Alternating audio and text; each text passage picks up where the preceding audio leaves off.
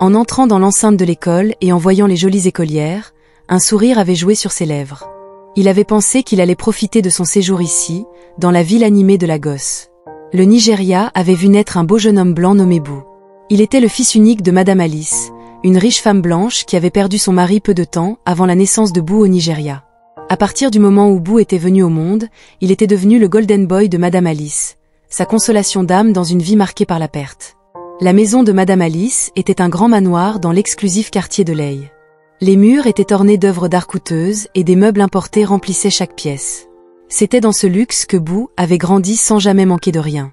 Tandis que Boo grandissait, il était devenu clair que l'amour de Madame Alice pour son fils n'avait aucune limite. Quand il n'avait que 5 ans, il avait fait une crise de colère dans un magasin de jouets en exigeant la dernière console de jeux vidéo. « Maman, je le veux maintenant », avait crié Boo, son visage rouge de colère. Les autres acheteurs avaient regardé avec désapprobation, mais Madame Alice avait simplement souri et avait dit « Bien sûr, mon chéri, je ferai n'importe quoi pour toi ».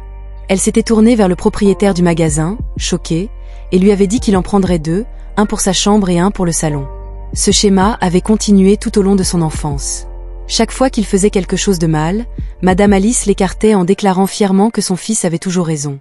Ce soutien indéfectible, né de l'amour, avait préparé le terrain pour une série d'événements qui changeraient leur vie pour toujours. Un jour, alors que Boo avait 10 ans, l'amie de Madame Alice, Amina, une belle femme locale, était venue lui rendre visite. Amina était une femme stupéfiante, de la classe moyenne nigériane, avec des yeux gentils, qui connaissait Alice depuis leurs années à l'université. Alors qu'elle était assise dans le somptueux salon en sirotant du vin cher, Boo avait exigé avec insistance « Maman, je veux aller au Millennium Park la semaine prochaine, réserve les billets maintenant. » Madame Alice, rayonnante, avait répondu « Bien sûr, mon prince, je fais les réservations tout de suite. » Amina, ne pouvant plus tenir sa langue, avait dit « Alice, tu vas gâter ce garçon. » Le sourire de Madame Alice s'était estompé, remplacé par un froncement de sourcils défensif. « Quoi, que veux-tu dire, Amina ? Je montre juste à mon fils combien je l'aime. » Amina s'était penchée en avant, sa voix douce mais amusante. L'amour ne consiste pas à donner à un enfant tout ce qu'il veut, il s'agit de lui apprendre le bien et le mal, à le préparer au monde réel. Madame Alice s'était moquée d'elle. Peut-être qu'il n'aura jamais à s'inquiéter du monde réel, je m'en suis assurée. Amina avait secoué tristement la tête. Alice, écoute-moi, j'ai déjà vu ça. Les enfants qui grandissent comme ça ont du mal quand ils font face aux défis réels, ils ne savent pas comment gérer la déception ou l'échec. Mais Madame Alice, comme elle l'avait fait avec beaucoup d'autres qui avaient exprimé des inquiétudes similaires, avait rejeté les paroles d'Amina. Boo est parfait tel qu'il est, il n'aura jamais à faire face à l'échec parce que je serai toujours là pour m'assurer qu'il réussisse. Amina avait quitté ce jour-là le cœur lourd d'inquiétude pour son ami et le jeune garçon qui s'apprêtait à subir une dure chute. Elle ne savait pas que les paroles d'Amina se révéleraient prophétiques plutôt que quiconque aurait pu l'imaginer. Quand Boo avait 20 ans, Madame Alice était rentrée un jour à la maison pour trouver son aide ménagère, au nom de Linda, de nationalité nigériane, pleurant de manière incontrôlable dans la cuisine. Linda était une jeune femme issue d'une famille pauvre qui avait travaillé pour Madame Alice depuis environ 1 an. Elle était travailleuse et calme, c'est pourquoi son état actuel avait alarmé Madame Alice. « Linda, qu'est-ce qui se passe ?» avait demandé Madame Alice, plus ennuyée qu'inquiète. À travers ses larmes, Linda avait réussi à s'étouffer. « Madame, il m'a mise enceinte. » Madame Alice s'était tenue figée, son esprit refusant de traiter ce qu'elle venait d'entendre. Au lieu d'écouter Linda ou d'envisager la possibilité que son fils ait fait quelque chose de mal, Madame Alice s'était mise en colère. « Comment oses-tu » avait-elle crié, son visage déformé par la colère. « Comment oses-tu mentir à propos de mon précieux fils ?» Linda était tombée à genoux en implorant. « S'il vous plaît madame, je ne mens pas et je ne voulais pas vous causer du tort, mais il a insisté et j'avais peur de perdre mon travail. » Mais Madame Alice ne voulait pas l'entendre. « Sorcière ingrate, après tout ce que nous avons fait pour toi, tu essaies juste de piéger mon fils. Ce n'est pas à toi de mettre la main sur notre argent. » Après plusieurs minutes de cet abus, Madame Alice avait arrêté de respirer fortement, elle avait regardé Linda qui pleurait et avait craché. « Lève-toi, nous allons mettre fin à ces absurdités maintenant. » Madame Alice avait contacté son médecin personnel, le docteur Brice. « J'ai besoin que vous réalisiez une procédure, je veux que vous alliez profondément en elle et que vous retiriez cette erreur, » avait-elle demandé sans grande émotion. Elle s'était ensuite tournée vers son chauffeur, qui observait la scène avec des yeux écarquillés de peur. « Emmène cette fille chez le médecin dans sa clinique. » Pendant ce temps, Linda, enfermée dans la voiture, pleurait et suppliait « S'il vous plaît, madame, ne faites pas cela. » Pour Madame Alice, Cette décision était devenue une nécessité pour protéger son fils et préserver l'avenir radieux qu'elle avait toujours imaginé pour lui, tandis que Linda endurait la douloureuse procédure pour interrompre sa grossesse. Elle pleurait et maudissait « Mon Dieu te punira ». Elle sanglotait, ajoutant que sa mère ne connaîtrait jamais la paix pour ce qu'on lui avait fait. Cet incident avait marqué le début d'un schéma inquiétant au cours des 2 années suivantes, où Linda avait été enceinte 3 fois. À chaque fois, Madame Alice nettoyait le désordre, forçant Linda à interrompre les grossesses. Elle refusait de voir le monstre que son fils devenait de jour en jour, trouvant toujours des justifications à ses actions, se disant que les garçons sont des garçons, tout en ignorant la douleur et le traumatisme qu'elle infligeait à Linda. Après le 3e incident, Linda avait finalement trouvé le courage de partir. Alors qu'elle emballait ses maigres affaires, Madame Alice l'avait confrontée « Où pensez-vous que vous allez ?» Linda, les yeux pleins de larmes mais la voix ferme, avait répondu « Je pars, madame. Je ne peux plus supporter ce que vous et votre fils m'avez fait. Ce n'est pas bien. » Le visage de Madame Alice s'était durci de colère. « Si tu dis un mot à qui que ce soit, je m'assurerai que tu ne travaillerais plus jamais dans cette ville. » Linda avait regardé Madame Alice, et pour la première fois, elle n'y avait vu ni peur ni soumission, mais de la pitié. « Je me tiens debout, madame, mais rappelez-vous que chaque action a ses conséquences. Un jour, toi et ton fils devrez faire face aux vôtres. » En sortant de la maison, Linda avait laissé Madame Alice aux prises avec des doutes qu'elle avait rapidement réprimés. Grâce aux généreux dons de sa mère à l'école, il avait été contraint de participer à un programme d'1 année, du National Youth Service Corps. Il avait été affecté à une école secondaire à Giles, appelée Delight High School, la nuit précédant son départ. Allongé dans sa chambre, entouré de gadgets coûteux et de vêtements de marque, il se demandait s'il devait faire ses valises. Madame Alice frappa à sa porte. « Boo, mon chéri, es-tu prêt pour demain ?» Il gémit dramatiquement. « Maman, est-ce que je dois vraiment y aller ? Tu ne peux pas parler à quelqu'un à ma place. Fais-moi poster quelque part à la gosse. » Madame Alice s'assit sur le bord de son lit et lui tapota la main. « Je suis désolée, mon fils d'amour, mais même moi, je n'avais pas pu changer cela. Ce n'est que pour 1 an, considère-le comme une aventure. » Il leva les yeux au ciel, pensant à cette aventure qui consistait à être coincé au milieu de nulle part, à enseigner à un groupe de filles du village. « Allez maintenant. » Le réprimandait gentiment Madame Alice, « ce ne sera pas si dramatique. Et rappelle-toi que tu es mon fils, tu peux tout gérer. » Alors qu'elle quittait la pièce, il s'affala sur son lit, déjà en train de planifier comment rendre son année de service aussi facile et agréable que possible. Le lendemain matin, alors que le chauffeur chargeait ses nombreuses valises dans la voiture, Madame Alice se pencha vers lui. « Es-tu sûr d'avoir tout, chéri ? Ta puce électronique, ton nouveau téléphone ?» Il hocha la tête avec impatience. « Oui, maman, nous avons tout. Pouvons-nous y aller maintenant ?» En se disant au revoir, aucun d'eux n'aurait pu imaginer à quel point cette année allait changer leur vie pour toujours. C'était la première fois qu'il serait loin de sa mère, et cette pensée le rendait initialement triste, mais sa tristesse se transforma rapidement en enthousiasme, lorsqu'il arriva à l'école secondaire de Light. En entrant dans l'enceinte de l'école et en voyant les jolies écolières, un sourire se dessina sur ses lèvres. « Je pense que je vais apprécier mon séjour ici », pensa-t-il déjà en préparant sa prochaine conquête. Le directeur de l'école, Monsieur Olu, un homme d'une 50aine d'années, l'accueillit. « Bienvenue à l'école secondaire de Light, Monsieur Boo. J'espère que vous trouverez votre séjour ici à la fois stimulant et enrichissant. » Boo afficha son sourire le plus charmant. « Merci, monsieur, j'avais hâte d'avoir un impact positif. » Monsieur Olu hocha la tête en signe d'approbation, ignorant les pensées qui traversaient l'esprit de Boo. « Excellent, installons-nous et ensuite je vous montrerai votre classe une fois la documentation nécessaire terminée. » Monsieur Olu conduisit Boo dans la classe qui lui avait été assignée. « Vous allez enseigner la physique à nos filles de terminale, » expliqua Monsieur Olu. « C'est une matière critique pour leurs examens finaux, donc nous comptons sur vous pour bien les préparer. » Les yeux de Boo s'illuminèrent à cette annonce. La physique était une matière qu'il maîtrisait bien grâce à ses études universitaires, et l'idée de l'enseigner à des élèves plus âgés ne fit qu'accroître son enthousiasme. Lorsque les élèves entrèrent dans la salle de classe, 30 paires d'yeux se tournèrent vers lui. Monsieur Olu s'éclaircit la gorge. « Les filles, voici Monsieur Boo, votre nouveau professeur de physique pour cette année universitaire.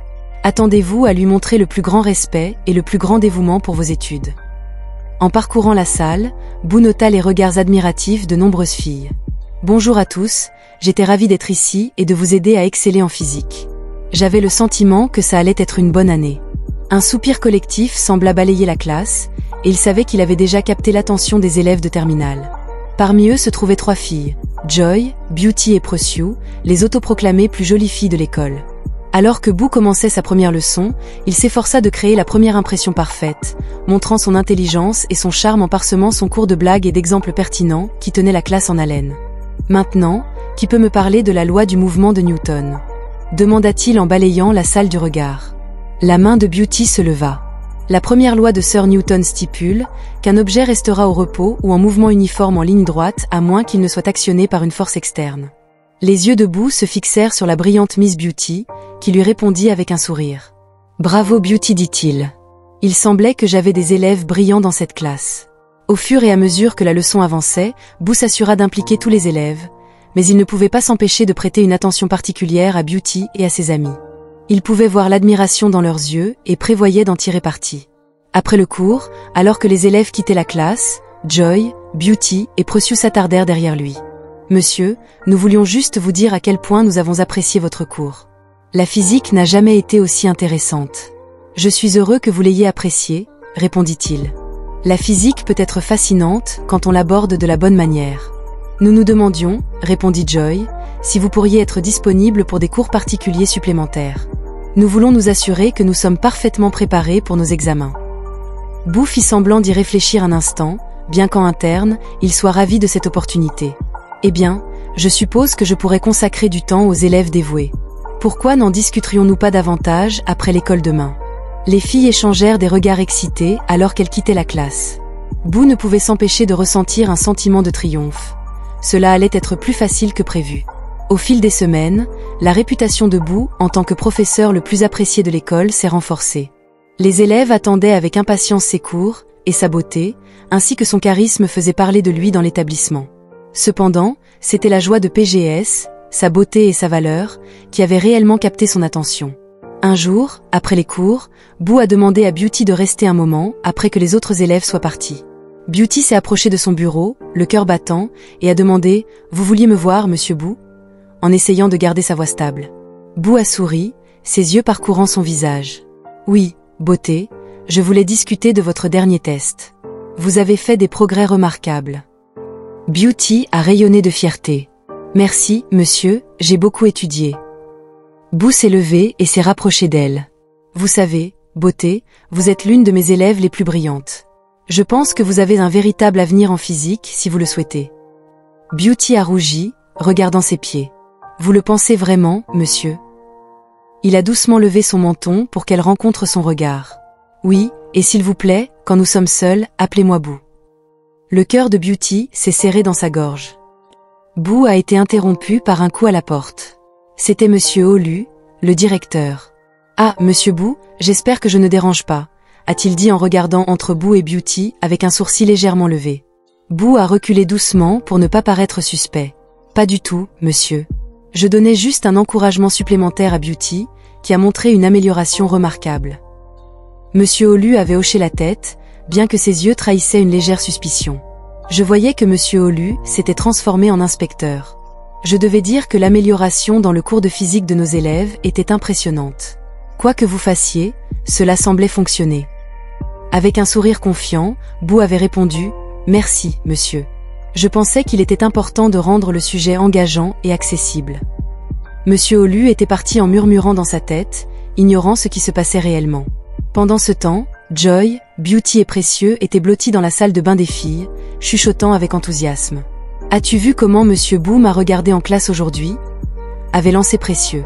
Je jurais qu'il me regardait tout le temps. Joy avait levé les yeux. « S'il te plaît, il me regardait aussi, n'est-ce pas ? Ne remarquiez-vous pas qu'il continuait à utiliser mon nom dans ses exemples ?» Beauty écoutait ses amis se disputer, un sourire secret sur les lèvres. Si seulement elle savait ce qu'elle avait vécu en privé avec Boo. Au fil des semaines, le comportement inapproprié de Boo s'était intensifié. Il avait commencé à proposer des séances d'études privées avec les filles, profitant de ces moments pour flirter subtilement, tout cela grâce à leurs parents soucieux de leur avenir. Lors d'une de ces séances chez Joy, Boo s'était assis près d'elle sur le canapé, leurs cuisses se touchant alors qu'il parcourait un manuel. « Vous voyez, » avait expliqué Boo d'une voix basse et intime, « la force d'attraction entre deux objets est inversement proportionnelle au carré de la distance qui les sépare. » Joy avait hoché la tête, essayant de se concentrer sur ces mots, mais distraite par leur proximité. Donc, plus ils sont proches, plus l'attraction est forte, Boo s'était tourné vers elle. « Pouvez-vous le sentir ?» Le souffle de Joy s'était coupé. À ce moment-là, son téléphone avait sonné avec un message de Beauty.